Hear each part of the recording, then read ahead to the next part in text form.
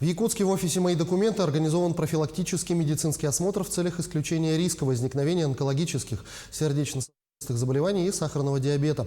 На месте мобильный центр «Республиканский центр общественного здоровья и медицинской профилактики» проводит анкетирование на выявление факторов риска и мини-обследование, которое включает в себя кардиограмму, оценку состава тела, спирометрию, анализы холестерина, сахара в крови и другие процедуры. Прием граждан ведется бесплатно по электронной очереди.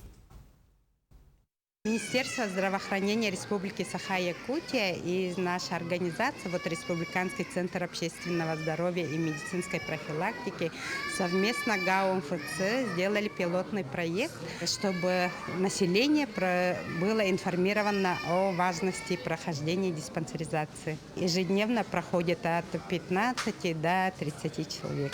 Мы планируем работать в июле и в августе.